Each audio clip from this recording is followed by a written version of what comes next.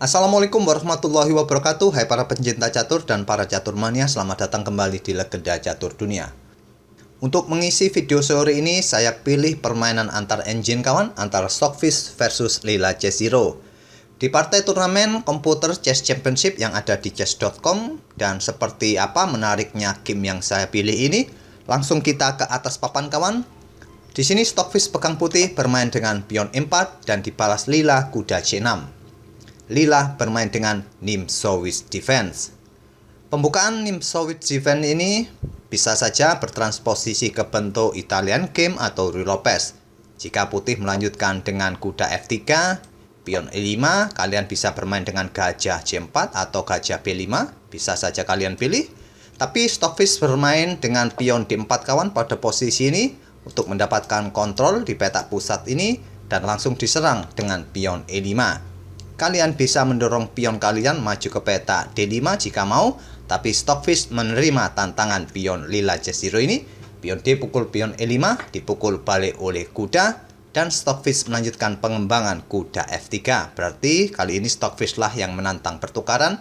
Diterima oleh Lila Chess Zero, kuda pukul kuda, dipukul balik oleh menteri. Kali ini Lila Chess Zero yang menantang pertukaran menteri di peta F6. Stockfish menolak, menggeser menterinya ke G3. Gajah B4 skak oleh Lila, ditutup oleh pion C3. Selanjutnya gajah mundur ke D6, menyerang menteri. Ditutup oleh pion F4 sekaligus memberikan ancaman garbuan. Menteri hitam bergeser menghindari ancaman, juga menantang pertukaran menteri, juga mengincar pion E4 kawan. Dan di sini Stockfish menolak, menggeser menterinya ke F3, melindungi pion, dan gajah hitam mundur ke E7. Jelas kawan, di langkah berikutnya pion ini siap didorong maju 2 peta atau 1 peta, bisa dilakukan oleh hitam untuk segera mengeluarkan gajah terangnya nanti. Stockfish merespon dengan pion F5, mengancam menteri sekaligus menutup diagonal bagi gajah untuk bergerak ke lajur G. Di sini menteri ke B6, mengincar pion B2 agar gajah peta gelap putih ini tidak mau atau tidak berani meninggalkan pionnya ini. Apalagi bergerak ke peta E3 mengancam menteri hitam, tentu pion B2 akan tewas kawan.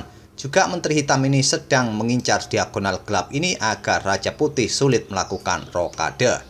Di sini kawan, putih melanjutkan pengembangan gajah D3, dibalas Lila dengan pion D5.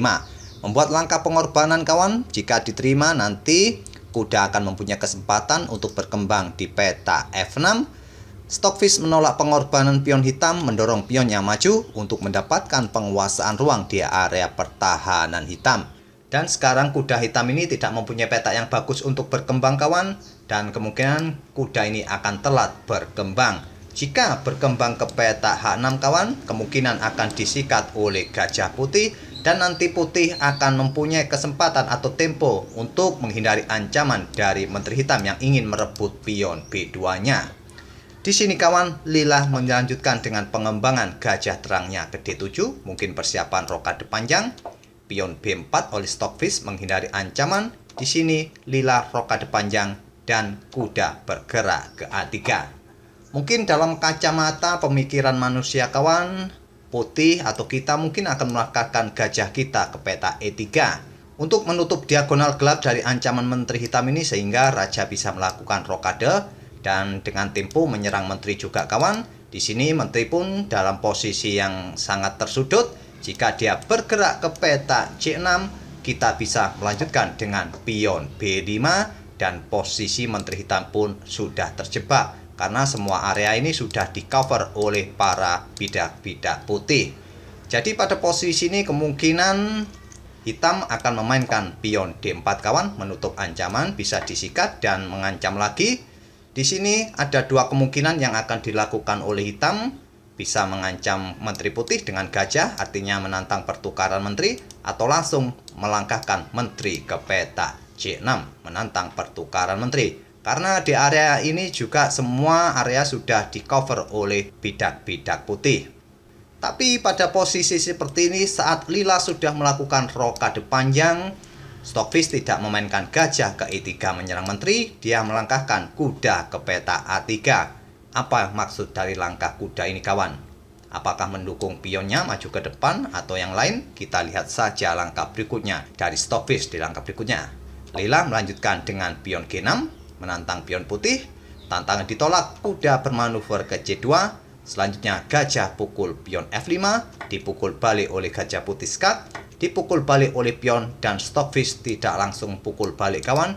Dia melangkahkan gajahnya ke E3 menyerang menteri hitam.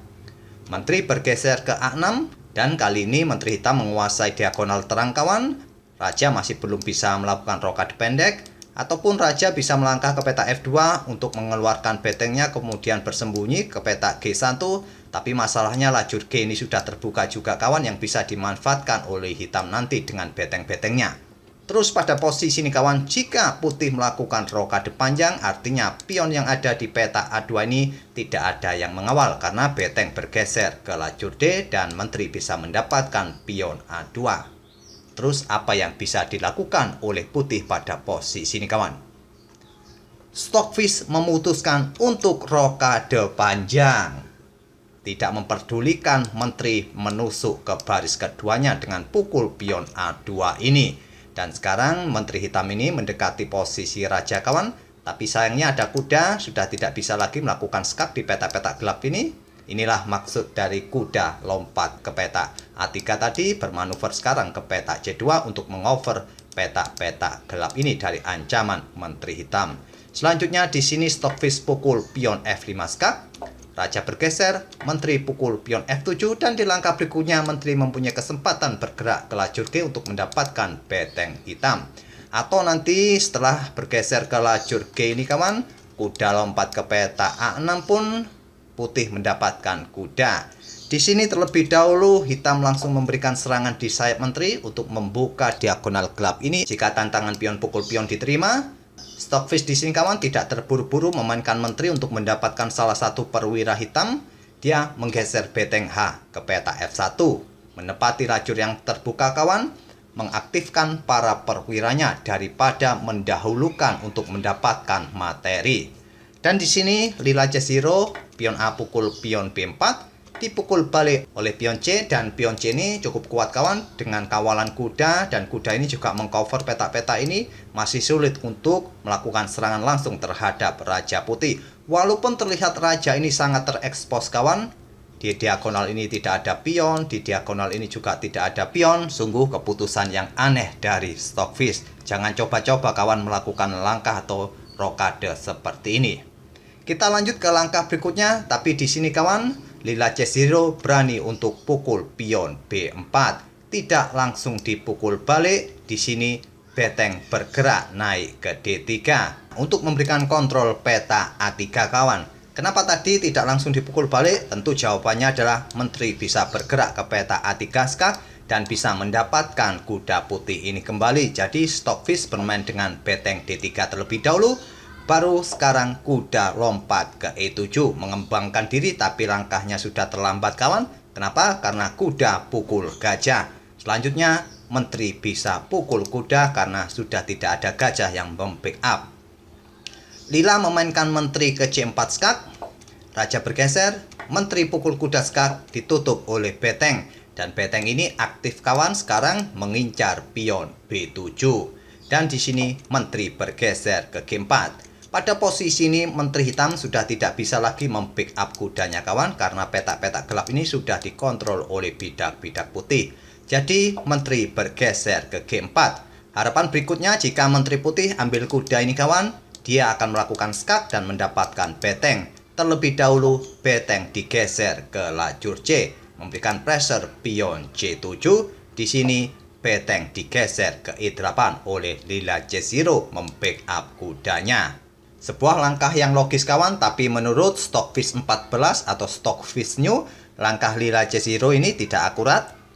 Stockfish lebih memilih beteng D kawan daripada beteng H untuk digeser ke lajur E ini. Tapi sudah dimainkan oleh lila, dan Stockfish melanjutkan dengan pion E6 untuk membuka diagonal peta gelap bagi gajah untuk aktif mengincar pion C7. Di sini lila melanjutkan dengan menteri pukul pion G2 skak, raja ke A3, dan menteri ke E2. Berharap melakukan skak yang berulang bolak-balik nanti kawan. Di sini gajah bergerak ke F4 memberikan ancaman bagi pion C7.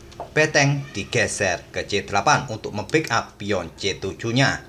Tapi backup seperti ini kurang kawan, karena pion ini diserang dengan 2 perwira.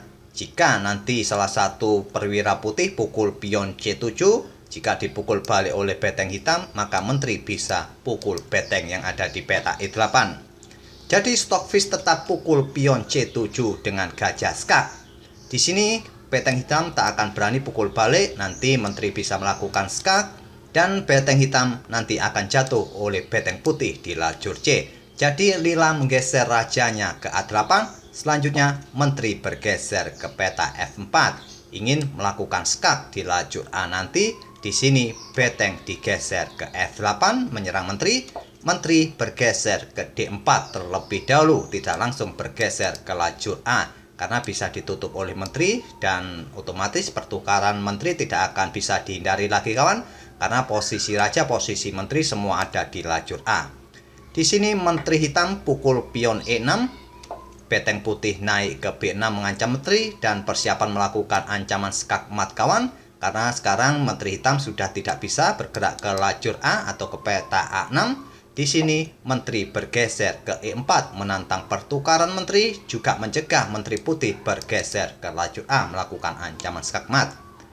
Menteri putih ke A1 menghindari ancaman pertukaran menteri, juga persiapan open skak kawan, raja bergerak ke lajur B dan otomatis open skak dan nanti bisa melakukan skakmat. Di sini beteng pukul gajah terlebih dahulu agar nanti jika terjadi open skak raja bisa bergerak, dipukul balik oleh beteng putih. Sekarang pion D4 oleh lila C0 membuka diagonal terang bagi menterinya melindungi pion B7. Di sini beteng pukul pion B7 dan jika tidak dipukul balik kawan, ancamannya tentu ancaman skakmat. Raja bisa bergeser dan skakmat.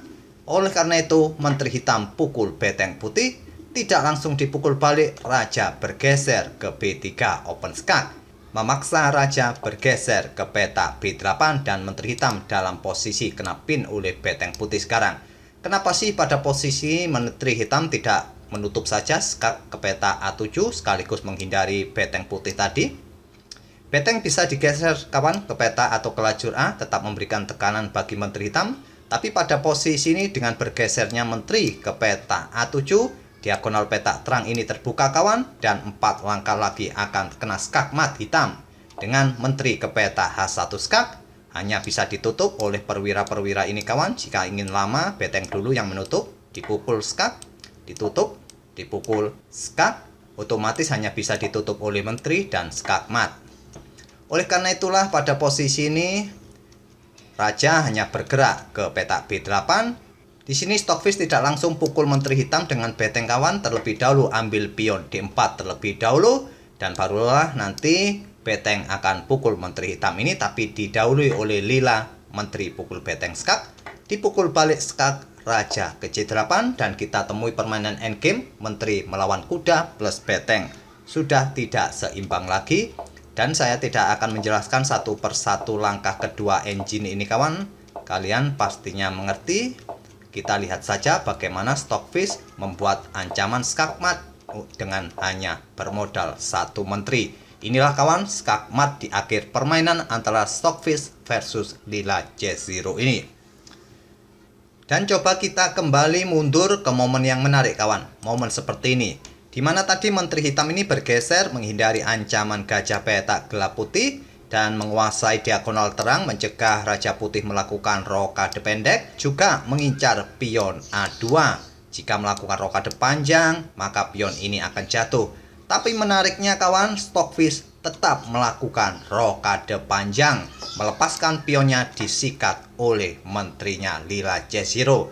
Dengan posisi yang sangat terekspos dan menteri hitam mendekati raja putih seperti ini, tapi akhirnya ujung-ujungnya juga Stockfish mampu mempertahankan posisi rajanya dan berbalik menguasai jalannya permainan. Itulah kawan menariknya permainan Stockfish versus lila C0. Semoga permainan tadi bisa menghibur kalian di sore ini dan kita akan bertemu di video-video berikutnya. Terima kasih. Wassalamualaikum warahmatullahi wabarakatuh.